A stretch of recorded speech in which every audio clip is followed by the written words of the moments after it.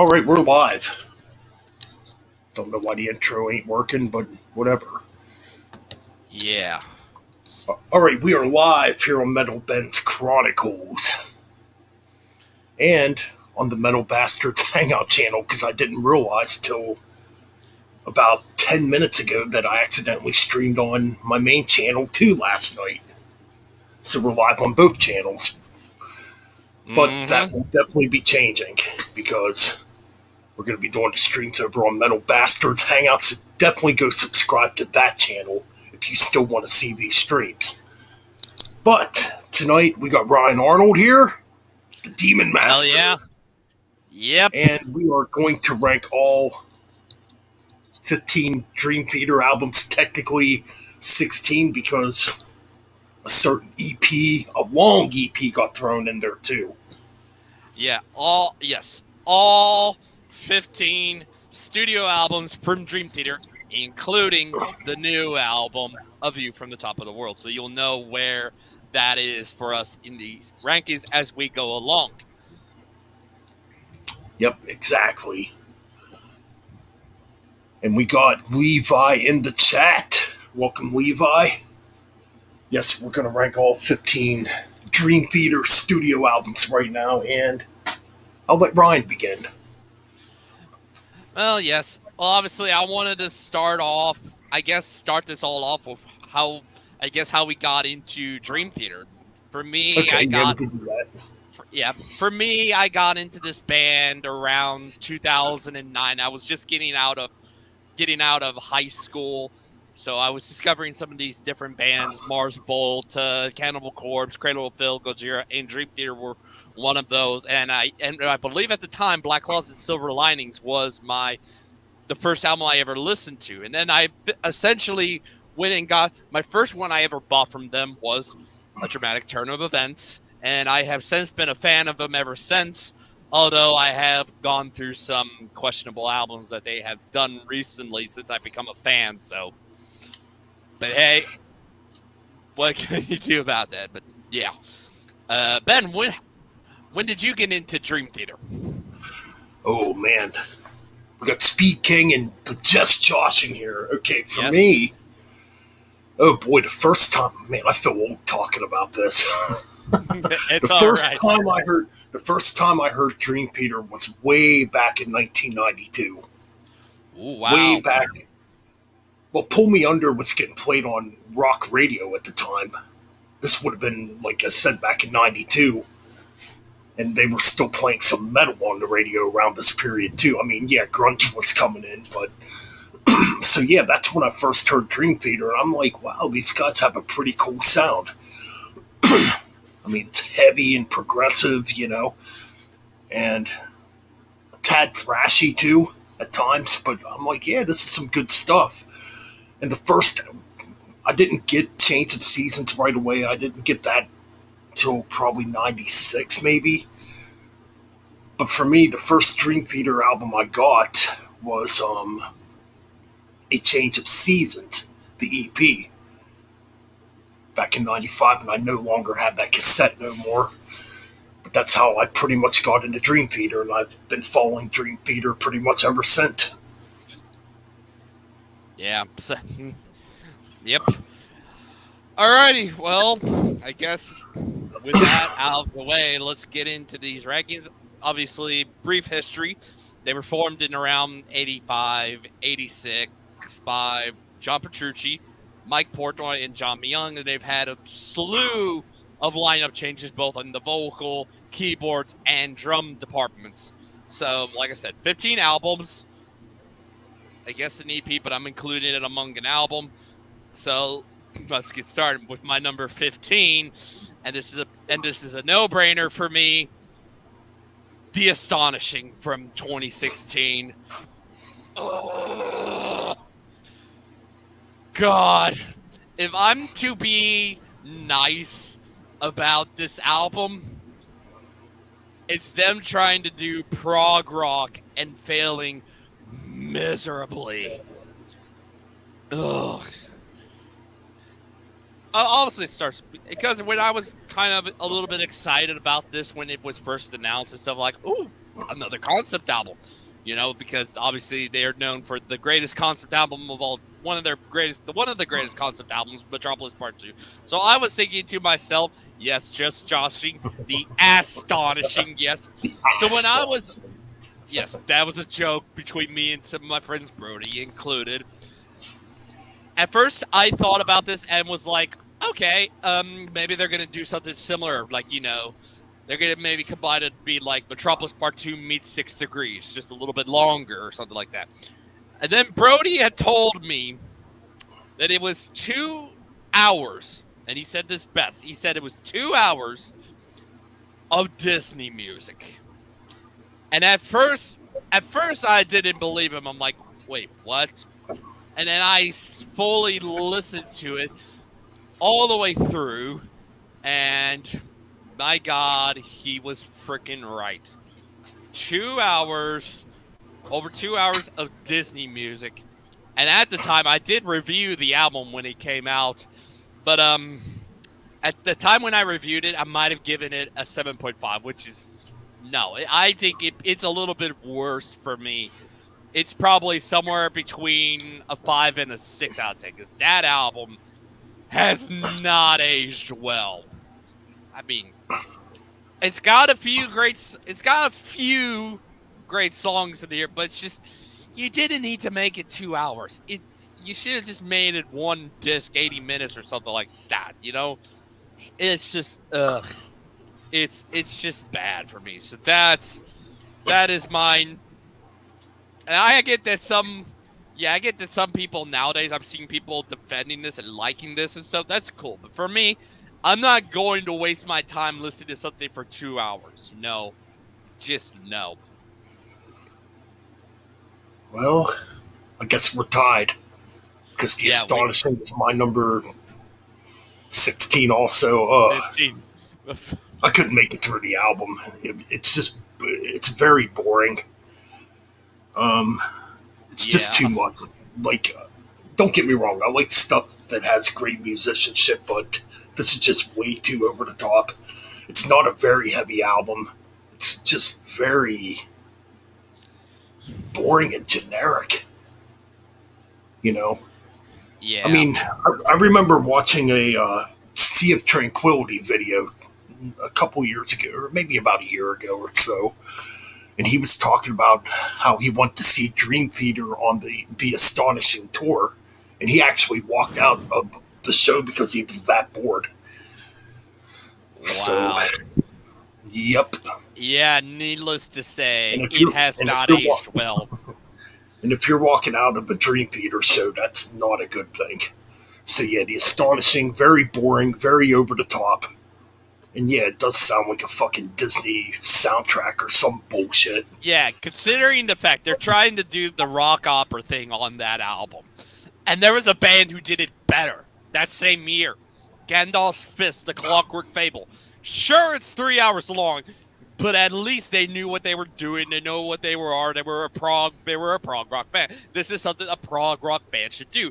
Not a well-known prog metal band. And it just blew up in their faces, and a lot of fans do not like this. This is easily, without a doubt, the worst thing. Like, Dream Theater, thank God they got away from that and start getting back to being, getting to the metal and the prog metal stuff, obviously, after this. But for what this is, this should have been its own. This should have been its own identity. This shouldn't have been a Dream Theater album. It's just, but it is, and it's just staying in their basically their legacy. So I agree there. Just a poor fest. Yeah, definitely. All right. So I guess now we're up to number 15. Well, 14 for me, because I am combining 14. One album in my list. So my number 14 is their debut, When Dream and Day Unite. Not much I can say about this. Good. At least way better than the Astonishing. But again, it's a debut. The growing pains. They're trying to figure out their sound and all that stuff. I believe the only album with Charlie Dominici. So it's good, but it's not compared to what they would do after, aside from the Astonishing. I'm going to be probably mentioning it quite a bit in here. But compared to that, this is at least good. I've listened to it at least once and I thought, okay, this is good. Nothing too special. It's them trying to figure out their sound and all that stuff. So yeah, that is my number 14. All right. My number 14 would be Falling into Infinity. Not a terrible album, but way too commercial sounding. You can definitely tell Dream Theater was trying to go in a more mainstream direction on this album. I mean, there's a couple cool tracks on it, like "Burning My Soul" is pretty good. "Hell's Kitchen's" a pretty cool instrumental. Um, just for me, definitely not as bad as The Astonishing. Don't get me wrong, but Yeah, no, there's too many. far from it. It's way too melodic too. It's just not heavy enough.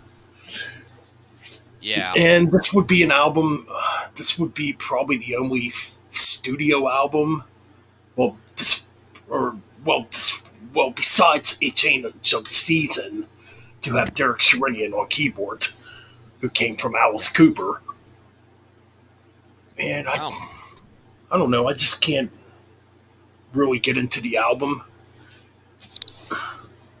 Like I said, it's got a couple cool tracks on it, but yeah, it definitely Yeah. fell in the heavy department when it comes to Falling into Infinity, and it definitely sounds more radio friendly. So that's my number 14. Yeah. All right, move on to my number 13 on my list, and it is their self-titled 2013 album. Kind of ironic I put it at number 13. But I actually like this album. I like some songs on here, but the one problem I have with this is the production and the sound. It sounds too damn glossy, and I don't care about the 20-minute epic on this, Illumination Theory. And to put this into perspective, at least they would redeem themselves with another 20-minute epic, but comparing this to the other two 20-minute epics that came before it, A Change of Seasons and Octavarium, you have, the best analogy I can think of this is that one King Ghidorah meme. Like, you have the far left has A Change of Seasons. Middle with the eyebrow raised is Octavarium.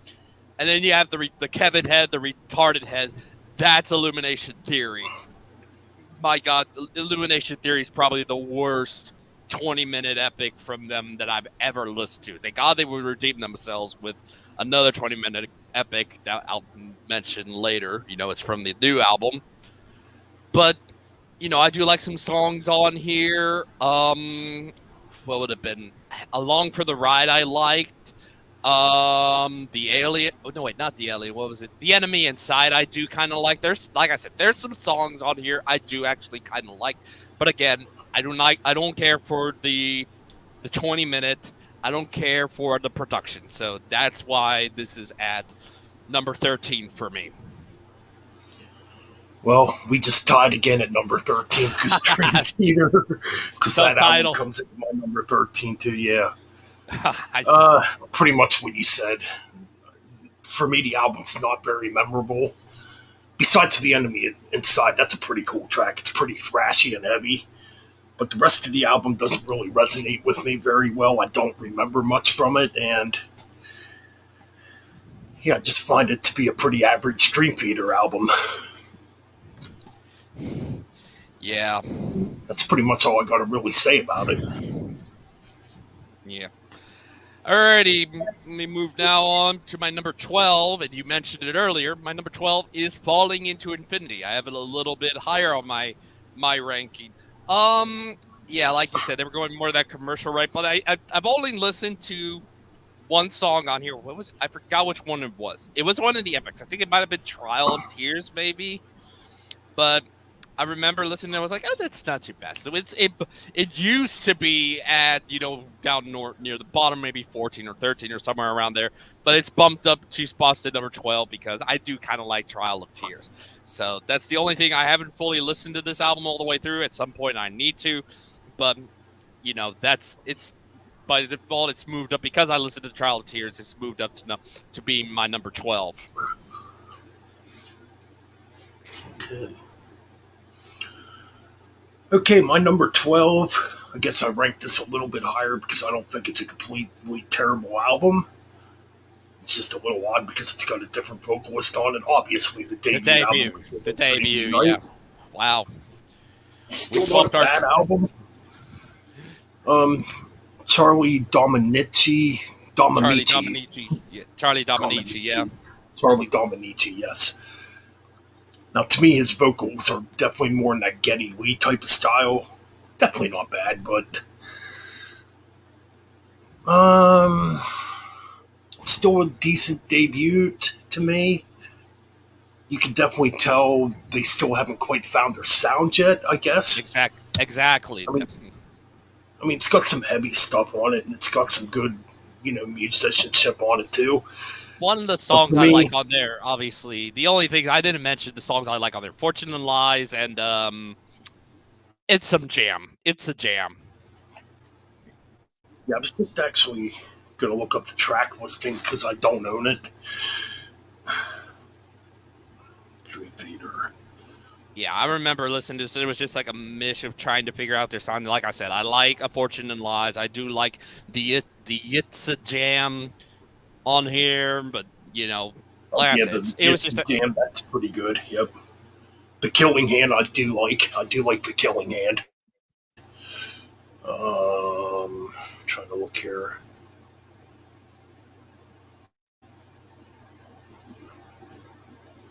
Yeah, you kind of are right.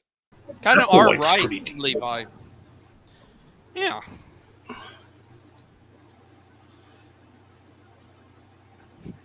You got a point. Well, shit, I never actually paid attention to that. Might actually, that's kind of interesting there. But yeah, the debut album, I don't think it's as bad as what people say it is. I mean, obviously, it's going to be different to people because we're all used to the James LaBrie era of Dream Theater, obviously, which still here today. But even people bitch about his vocals, so it is what it is. Yeah. But yeah, the debut, it's not bad. You can definitely tell they haven't quite found their sound quite yet. But yeah, when Day and Dream unite, comes in at number 12. So now we're up to number 11. Yep. All right, my number 11 is an album I definitely need to get. Their 2019 album, their debut on Inside Out Music, Distance Over Time. Obviously, this was after, the turd that is the astonishing. So this was basically just, I like this album. I like this album a lot, Sure, there's no epics on it, but, it was just an album where they just basically save their brand, and just, make an album to just save their brand and stuff, start getting back to what they're known for, that heavy prog metal stuff, and getting away from what they did on The Astonishing. This album is a safe bet. I do like this album quite a bit. Songs I like from here. I like Paralyzed. That's a great one. Room 137, the lyrical debut for Mike Mangini, I do actually kind of like a little bit.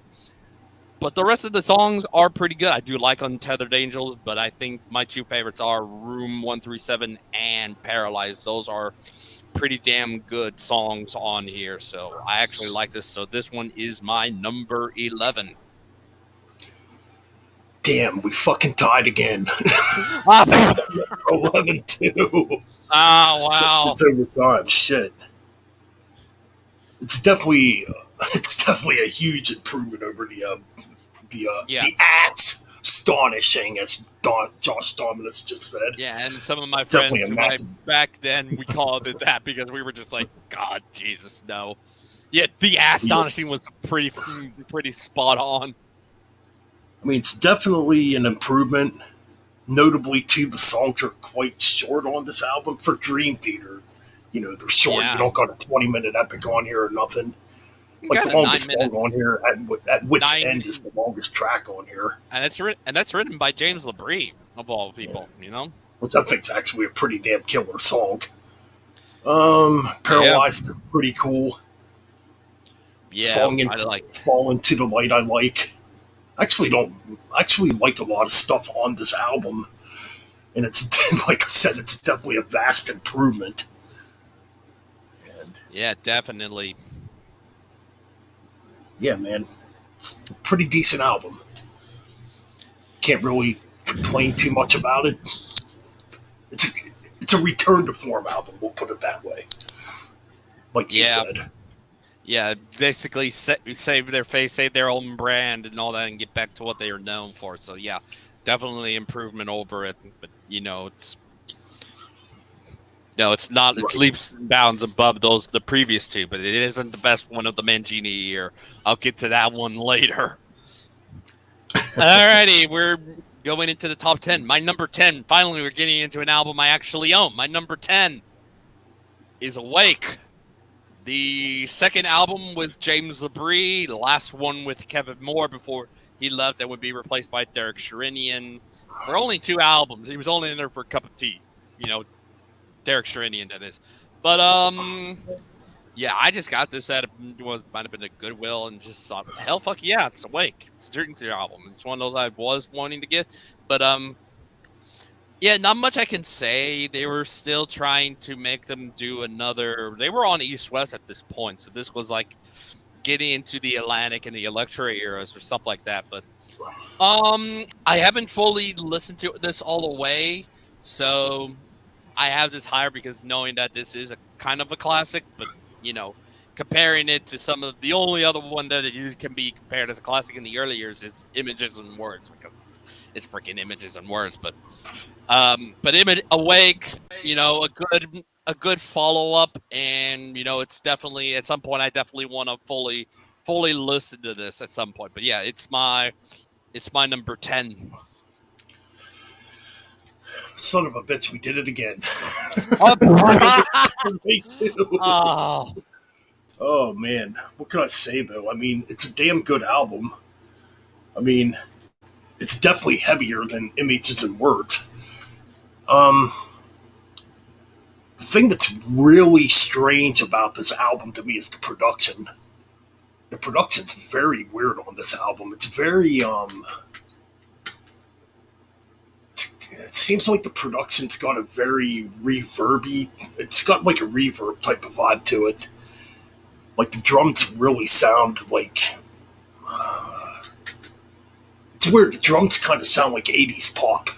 That's what I'm trying to say. ah, I do. I think the production's very different on here, and James Labrie's vocal style is quite different on this album too. Great album. I mean, it's still a damn good album. I mean, you know, yeah. I'm just Yeah, trying to look at the track. Yeah, I'm just looking at it. Kevin Moore on just his last album did write a few songs on here. He wrote 6 O'Clock. What else did he write on here? Lie. And Space Divest. He wrote the lyrics and music for Space Divest. So, which is really interesting. Yes, yes, John, we know. That's our number 15. Oh my god, yes, 6 o'clock. That's a killer beginning to an album. Such a killer track. Caught in the Web's damn good. Innocence Fading's very, or Innocence Faded is very, yeah, it kind of has a commercial feel to it. It's a pretty decent track, though. Yeah, I did not know that, Levi. Thanks for the heads up. Yeah, he says, plus Awake was so inspirational to Death on Symbolic, which was very interesting. Very interesting. Yeah. Yeah, because Chuck, well, that's, yeah, I definitely believe that because Chuck Schuldiner was really getting into progressive stuff too around that period. But man, yeah, there's some good stuff on here. Lie, The Mirror is fucking awesome. I mean, yeah, there's still good stuff on here. I just think the production's kind of weird on this album, but still a good album. And like you said, the last album of Kevin Moore, I can remember back in '94 when this actually came out. Like, I guess they were expecting this album to really blow up and sell because when it first dropped, like the CD racks were filled with the new Dream Theater album. at the time. I can remember that because Images and Words did so good. I guess they were expecting Awake to do maybe better, and it really didn't happen. But yeah, Wow. still a damn good album. But it comes in at number 10. Yeah. Alrighty. My number 9 is an album within their Masterpiece Machine era, 2007's Systematic Chaos. Obviously, to me, it's probably the weaker of those albums, but it's still got some. It's still got some great songs on there, like their version of "Shine On You Crazy Diamond" in the presence of enemies, "Ministry of Lost Souls," "Repentance." It's got some great songs on here, but comparing it to everything else that was within that time, and to those that are wondering when it comes to that, the Masterpiece Machine era for me is between Metropolis Part 2 all the way to A Dramatic Turn of Events. So that's what I consider the first. That's part 1 of the Masterpiece Machine era.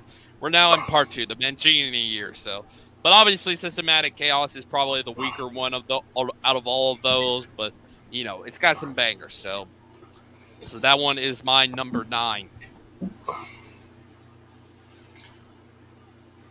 All right, time to get controversial. Oh boy! With my number 9, Images and Words. At number 9. Really? Wow. Yep. Oh wow. I'm sorry, this album just hasn't. I just think there's better albums than this. Don't get me wrong, it's a classic. Everybody would definitely rank it probably at number 1 or number 2 at least. But for me, it's not an album I really go back and listen to much. Wow. So I'm just gonna pull up the track listing here because I no longer own it. I used to have it. Yeah. Definitely need to rebuild my Dream Theater collection again. Yes, Images and Words, okay. Now, obviously, Metropolis Part 1's a fucking masterpiece. I mean, Yeah. Under a Glass Moon's a good track too. I don't know, man. I just think the album, again, it's one of them albums that has way too many ballads. I mean, I'm not even going to talk about Pull Me Under. We all know that track. Yeah. But, like, Another Day's very ballady.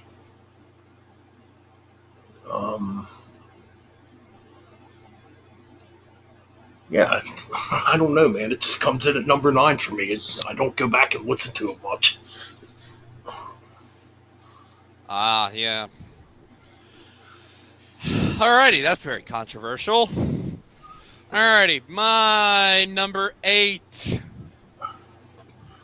is the last album with Mike Portnoy, Black Clouds, and Silver Linings. Like I said, this was the first Dream Theater album I listened to. Loved songs like, if I can pull it up here, Dream Theater has done.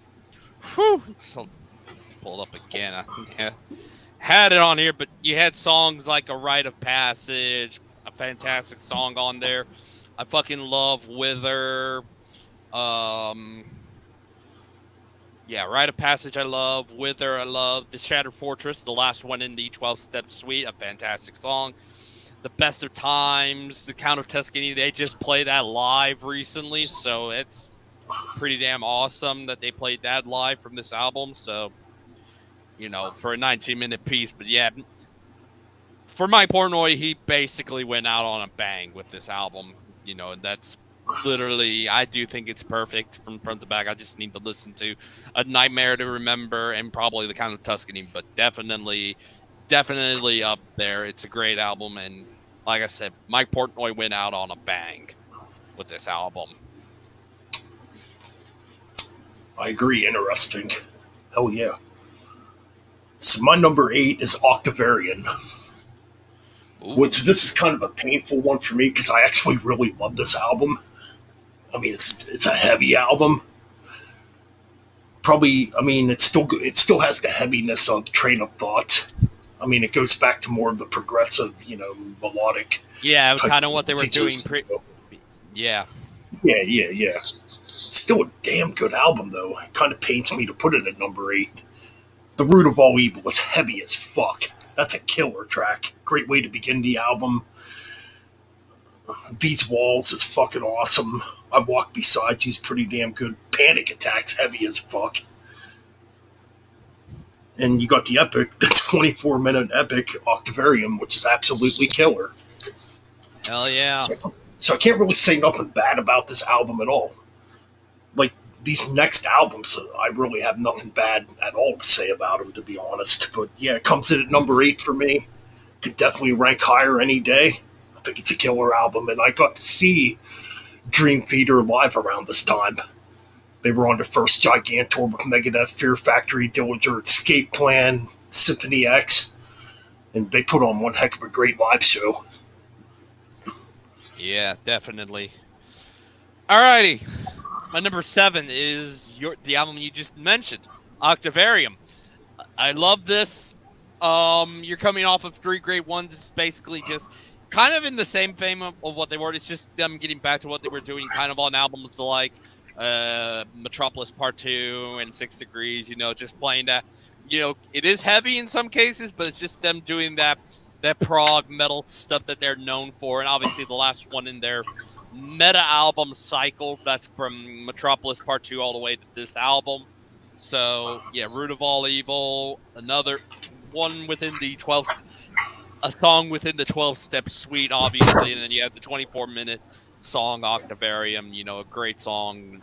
Freaking do like this, but I prefer the other 3 in the meta album cycle. But this is still a great album, and I do absolutely love it. So yeah, Octavarium is my number 7. All right, so my number 7. Oh man, kind of pains me to put this at number 7 too, because I used to have it ranked actually higher. A Dramatic Turn of Events at number 7. Still a damn good album, don't get me wrong. First album with Mike Mangini on the drum kit. I think this album definitely has a lot of good stuff going on for it. It's definitely, I mean, the heaviness got toned down maybe a little bit on this album, but it's still good, Like, it kind of goes back to maybe Images and Words type of vibe, I guess, with some of the mellow stuff, but all in all, I still think it's a decent album. I'm just trying to pull up the track listing here because I no longer own this on CD. I actually do, and I can pull up. I got on here On the Backs of Angels, Build Me Up, Break Me Down, Lost Not Forgotten, This Is the Life, Bridges in the Sky, Outcry, Far From Heaven, Breaking All Illusions, Beneath the Surface. I think Bridges in the Sky is freaking amazing. That's a great track. I love it. The opening track's killer.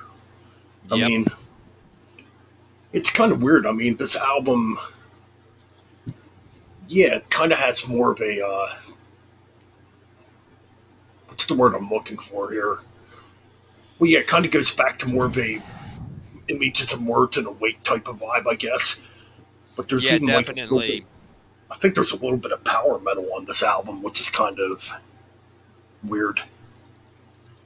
Yeah, kind of. Yeah, there is kind of a power metal vibe going on in there. I never really noticed that, but yeah. Yeah. Still a damn good album, though. Yeah, freaking love that. That's my number 7. Yeah. My number 6. We're getting close to the top 5. My number 6, Train of Thought. Their heaviest album of all time. Easily their heaviest album to date. Freaking, you got songs freaking on here. As I Am, This Dying Soul, just heavy. Just really, really heavy. Only 7 tracks, but oh my God, just heavy, heavy, heavy. As I Am feels like something Metallica could have done. And way better, easily. Just that solo on that track. Oh my, just Oh my god, just the solo John Petrucci does on that song. Oh my fucking god, it's fantastic. Just shredding all over it. I fucking love it. A little fun note between from Falling into Infinity and all the way up to this album, Kevin Shirley mixed this album because after this he would go on to work for Iron Maiden. Yeah. So this was his last one, and my God, it's heavy as hell. Well, we did it again. We tied. Oh, number 6. Number 6 too. Oh, wow. Honestly, I thought this album would rank higher with me. It's definitely the heaviest Dream Theater album. I can really hear a Master of Puppets vibe on this album, and I believe at the time they were really influenced by Master of Puppets when they wrote this album. Yeah. So yeah. They even did a cover of it, which has been a bootleg. They did, they made the bootleg for that, and they did that one, and I believe Number of the Beast. Right. Yep, that's true. I want to get those bootlegs. I definitely want to get those bootlegs, though, because I'm a huge Master of Puppets fan, because I think that album is absolutely perfect. Hell yeah. I need to get that album. Absolute classic. But no, yeah, this album, you can definitely hear the Metallica influence on this album, too. Even James LaBrie's vocals, you can tell he's kind of, I don't want to say trying, but you can definitely tell there's more of a Hetfield vibe to his vocals on this freaking album. Yeah, especially with some multiple yeah in there. Yep. As I am. Something like that. Yeah. Like, oh my God, yes, some James Hetfield vibes. Like,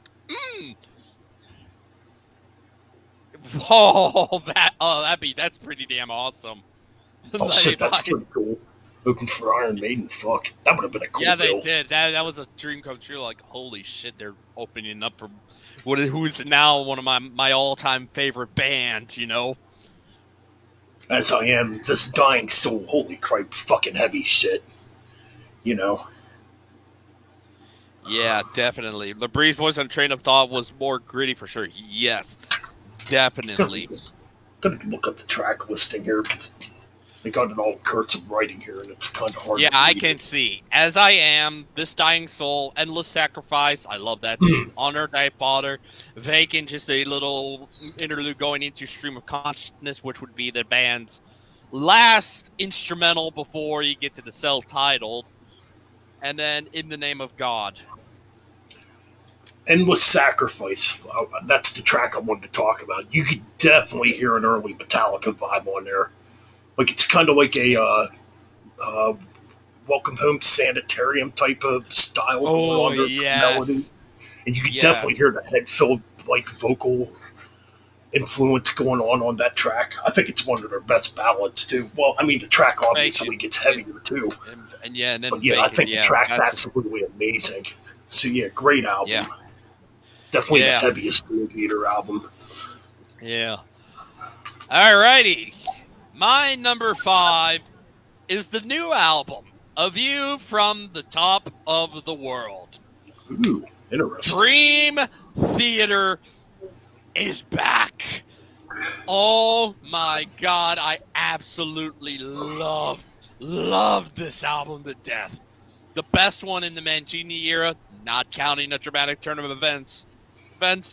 Like, my God, they're back to being the masterpiece machine that they were previously. This should have been the follow-up to a dramatic turn of events.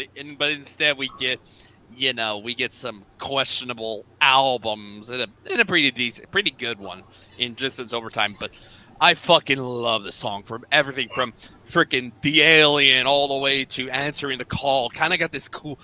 Answering the Call's got this cool little riff that. There's some stuff on there that harkens back to Black Clouds and Silver Linings. That bridge section that kind of goes back to maybe say kind of like the same bridge section from A Rite of Passage, and I loved it that they brought that kind of riff back. Like, I loved that.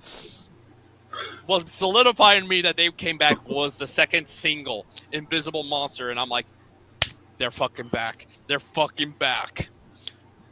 It's a fantastic album. Then going into Sleeping Giant and Transcending Time, and then obviously the first time they use an H-string song, an H-string guitar. Awaken the Master. Just so damn good.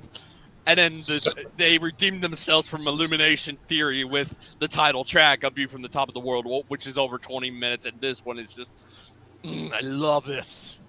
Like, they redeemed themselves from Illumination Theory. And this one is just, I loved the title track. Just a great way to close the album, a 20-minute epic. I just love it. So yeah, A View from the Top of the World is perfect. It's perfect. They're back to being the perfect. They're doing the masterpiece again, and I can't wait for when they do another album because I'm back to being excited for a Dream Theater album.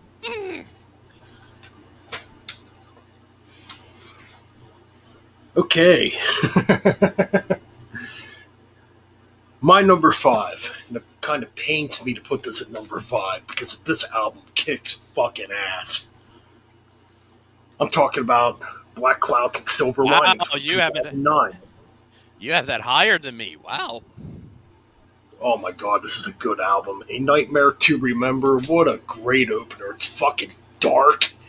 You get a little bit of blast beats from Portnoy on this track. Oh my god, it's probably my... If I were to rank my top 10 favorite Dream Theater songs, that would probably definitely be in my top 10. Just absolutely killer. A Rite of Passage. Bleh. A Rite of Passage. Rite of Passage. Yeah, Rite of Passage. Another excellent track. Just absolutely excellent. I mean, it's got some cool hooks in it. You know, I think the song should have been a hit, to be honest. It's that damn good. Whether it's more ballady, love it.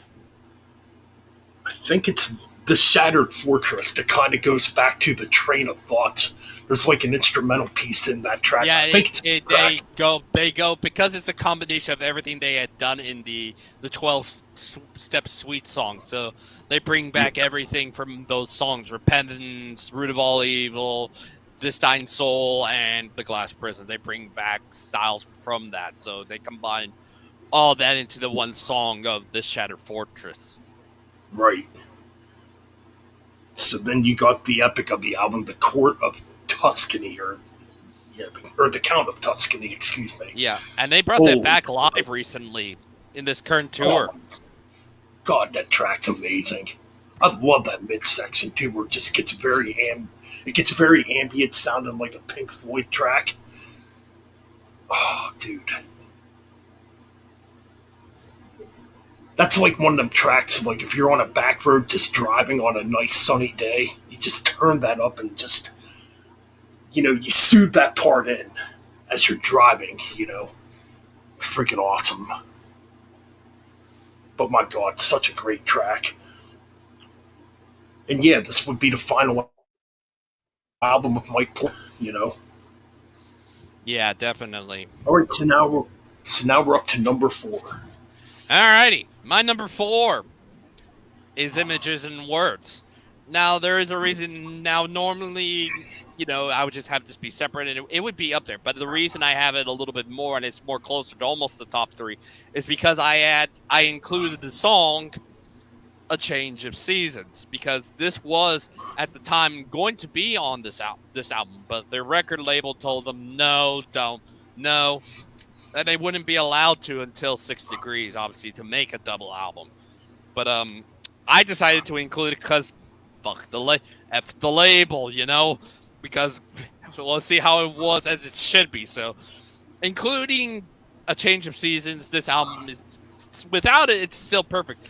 But with A Change of Seasons, it's even more perfect. And I love everything from it, even like Pull Me Under. I still like it. I'm still relatively new to this band, so I haven't gotten sick and tired of it. But it does have some hidden gems on that album. Like, if I can throw in here, it has some. What hidden gems do we have on this album aside from Pull Me Under? Obviously, you mentioned Metropolis Part 1. The beginning of what would essentially be the concept album, Metropolis Part 2, like that album. I just think that most of these songs are really, really great, and I actually love them.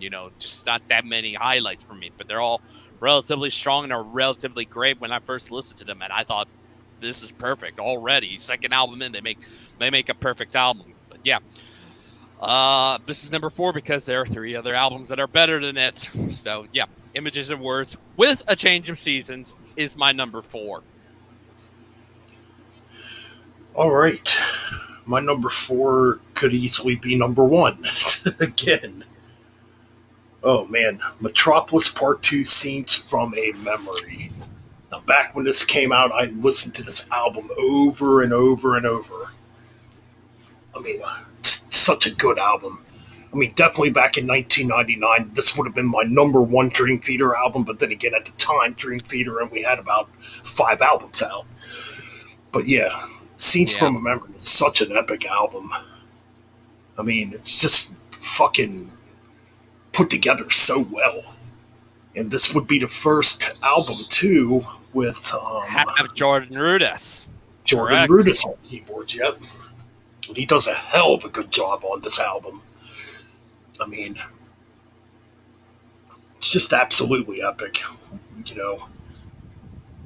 just trying to pull up the track listing here because I have not owned this album in quite a while.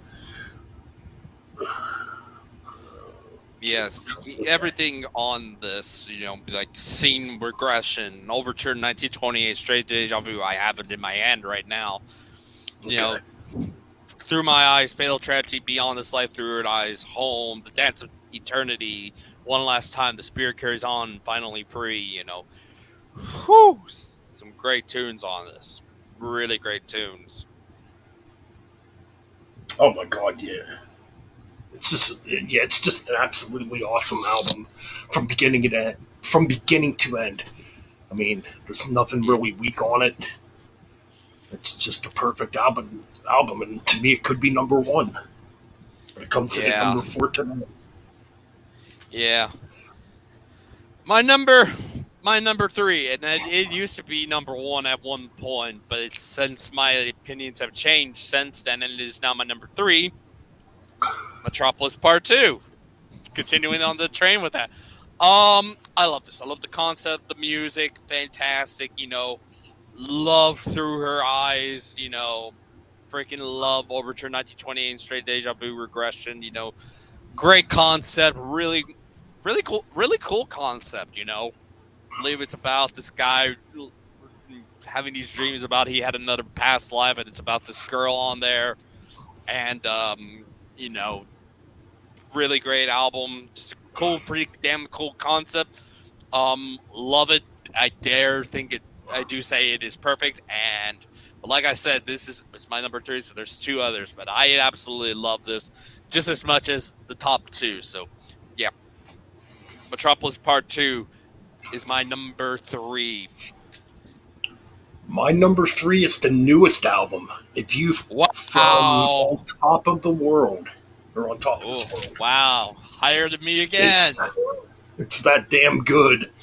I mean, I was listening to the album at work, and I just ended up listening to it over and over, And when an album's good and you're listening to it over and over, it definitely means something. And that's how I feel about the new Dream Theater album. Holy crap, the 8-string guitar shit on here. I'm not the biggest fan of 8-string guitars, but the way Dream Theater does it, fuck, it's awesome. Yeah, it's definitely heavier. You still got a lot of proggy stuff going on. The 20-minute epic, holy crap, it's the best epic they've done in quite a while. Since Octavarium, pretty much. Since they've only gone down the 20-minute route 4 times, and that's the 3rd best one, easily, without a doubt. And I really got to talk about this when it comes to the new album. Why it ranks this high for me. There's a lot more John Petrucci on this freaking album. A lot of guitar solos on this album. Which, on past Dream Theater albums, yeah, it's there. But, you got the keyboard solos and everything else going on. But on this album, you can definitely hear Petrucci's solos. And it's absolutely amazing to me. He does some. I think he does some of his best solos, to be honest, on this new album. But Yeah, yeah, definitely. so man, what a great album. Yeah.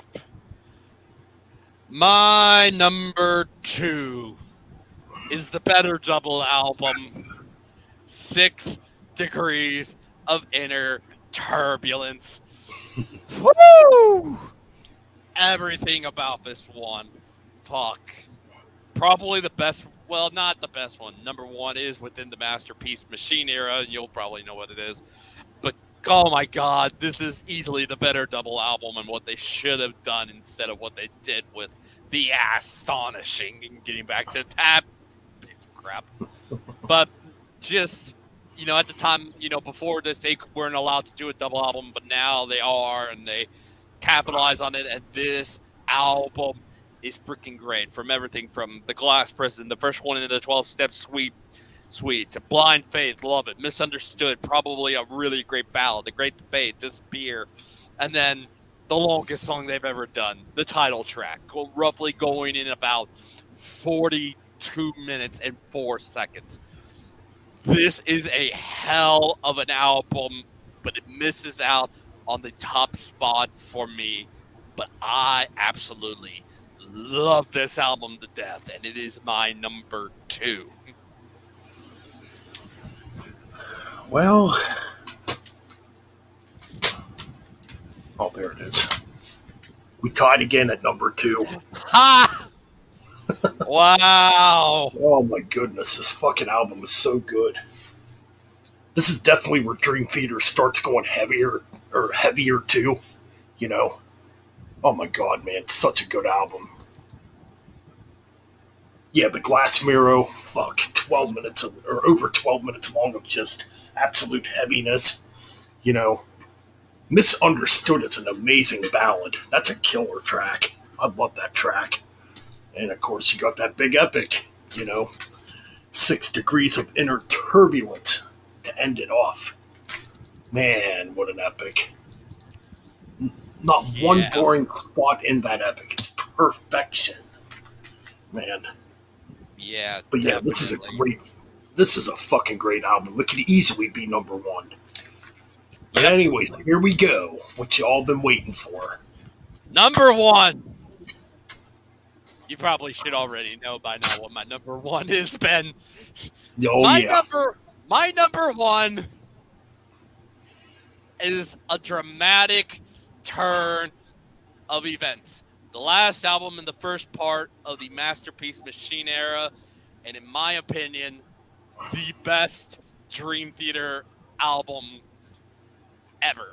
I love everything on this album. It is I just love this album. It's a masterpiece through and through, and it may be Mangini, but I know he wasn't a part of it. They already programmed the judgments. He just had his own feel to it. But this album, my God, from, like you said, the On the Backs of Angels, which is the new version of Pull Me Under. I love it. Build Me Up, Break Me Down. Love it. Lost Not Forgotten. Love it. This is the Life. Fantastic. Bridges in the Sky. Probably my least favorite of the epics on here, but I do absolutely love it too. Outcry, to me, probably one of the better epics on this. Love it, love it, love it. Far From Heaven. Beautiful ballad. I absolutely love it. Breaking All Illusions. 12 minutes. Fantastic work on here. And Beneath the Surface. I feel like this song is kind of directed towards Mike Portnoy, because I look at the lyrics on this song, and if I were to read the lyrics on here, I literally it feels like it's a message for Portnoy and stuff like that. But for me, a fantastic way to end on what I consider to be a perfect album. The best one in the Masterpiece Machine era, and my number 1 favorite Dream Theater album. So yeah, A Dramatic Turn of Events is my number 1. So now I am curious to see. I'm curious to see what your number 1 is, Ben. Y'all ready to be shocked? It's got to be. Systematic Chaos at number one. Wow. Dude, That. out of all the Dream Theater albums, I listened to this one the most. And I can remember where I was back in 2007 when I purchased this. I was in Maryland, actually. I was in Lavelle, Maryland when I bought this. I can remember riding home listening to it, thinking, "Wow, this fucking album's a masterpiece." Now, nobody's definitely going to pick this at number one, obviously, but Yeah, it's no, got some I had it at great number 9. shit on here. In the Presence of Enemies, Part One. Holy fuck, it's good. True. Yeah, they're Forsaken. You got Constant Motion, which is kind of has a Master of Puppets vibe to it. So maybe, it definitely has like an early Metallica vibe going on there. The Dark Eternal Night. Holy fuck, is that song heavy as shit. That was the first song I heard from this album prior. I was hanging out with a friend of mine in Pittsburgh at the time, and that's how we first heard Dark Eternal Night. And we were like, holy fuck. It's so heavy and thrashy. Yeah, man, I mean, Repentance is a very dark ballad. I mean, it's probably one of the darkest songs they've written. And that's part of the 12-step suite, believe it or not. Yeah. Prophets of War. Prophets of War is pretty interesting. Definitely a heavy track. The Ministry of Lost Souls, I think it's probably the best Dream Theater ballad. I like it all, man. And I think Petrucci's doing some of his best guitar solo work on that track. It's just freaking epic. Yeah, the thumbnail, I think I got the thumbnail. That's from the sessions of that album. So it's kind of a coincidence I picked the one when they were doing the freaking, Systematic Chaos. So that's... Right. Then you got the dark... Oh, man, this track is dark as shit, too. In the Present of Enemies, Part 2. Holy fuck. That's basically their Shine on Your Crazy Diamond song. You can hear it. You can definitely... Yeah, it's like a darker version of it. Then it gets really heavy. You can even hear like a little bit of Merciful Fate in the guitar solos, like that influence creeping in. Holy crap, what a dark way to end an album. That's my number one. Probably this album's my number one because me and a friend of mine at the time would listen to this album all the time. Unfortunately, that friend passed away. So that's why it has a really deep meaning with me and why it's number one. And I just think it's a great album. Yeah. Yeah, now that you said that, I need to get into that and listen to that album now at some point. Yep, and that's pretty much it for the ranking. Just reading the comments here before we leave. Yep. Images and Words, early 90s prog metal masterpiece. I still need Metropolis Part 2 in my collection. Get it. Get it, Levi. Get it. I need to dig deeper into 6 Degrees. It's worth a listen. 90 minutes, yeah, it's long, but at least you ain't gonna be sitting. At least you ain't gonna be sitting for 2 hours of Disney music. At least you're gonna be listening to an hour and a half of awesome prog metal. Do you guys think it's okay if I like? I mean, hey, you can like what you want, man. I mean, you can like any album you want. I mean, I'm not a fan of Hysteria. There's only like 2 tracks on Hysteria I like. Yeah, I like that album. Woman and Gods of War. I love those tracks, but the rest of the album's just way too poppy. Yeah, and then we got John saying, "I wish 6 Degrees title track was one huge track." It kind of is. If you look at it, if you don't ignore it being like separate songs and stuff like that, and look at it as one whole, it technically is.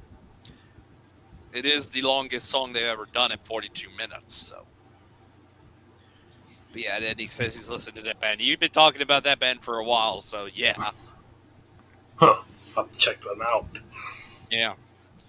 And I guess that's pretty much it for the comments tonight. Damn, you people are you people asleep? It is Monday, so true. Some people have. But yeah, anyways, I believe that's it for the stream, this album ranking for Dream Theater. And yes, this is streaming on 2 different YouTube channels. Because Yeah. I'm trying to encourage you guys go subscribe to the Metal Bastards Hangout channel. I noticed some people still are not subscribing to it. Yeah.